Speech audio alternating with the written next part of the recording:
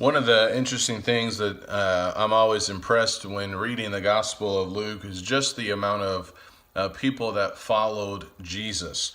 In Luke chapter 4, we see as his ministry began, and we see the response of individuals. If you picked up on this, there was a lot of amazement.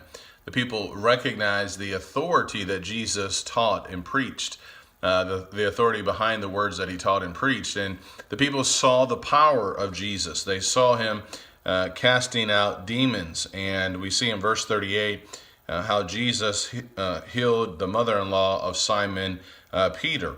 In verse number 40, the Bible says, while the sun was setting, all those who had any who were sick with various diseases brought them to him, and laying his hands on each one of them, he was healing them. And so he was now performing miracles, and we begin to see these miracles that Jesus would perform.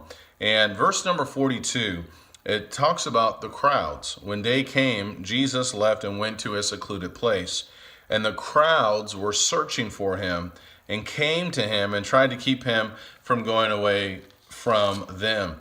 This is just something you see throughout the Gospel of Luke. It really is amazing, and I don't know if we really appreciate just how many people were following Jesus, just how many people wanted to be in his presence. In Luke chapter 12 and verse 1, the Bible says, under these circumstances, after so many thousands of people had gathered together that they were stepping on one another, he began saying to his disciples, first of all, beware of the leaven of the Pharisees, which is hypocrisy. That's just amazing to think about. Thousands of individuals, so many people that they're stepping on one another. We think about people who are popular today, and we can kind of put them in a special place and things like that, and look up to them. But look at Jesus, and look at the amount of people and influence that he had. And during his ministry, people kept seeing the miracles that he's performing, and they're hearing his teaching, and they are captivated and they are amazed.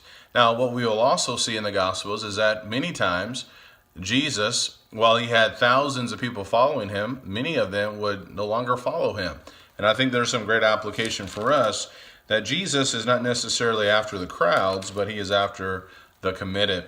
In Luke chapter 14 and verse 25, it says, now large crowds were going along with him, and he turned and said to them, if anyone comes to me and does not hate his own father and mother and wife and children and brothers and sisters, yes, and even his own life, he cannot be my disciple. So while he did have large crowds, Jesus still spoke about the idea of commitment and taking up their cross and following him.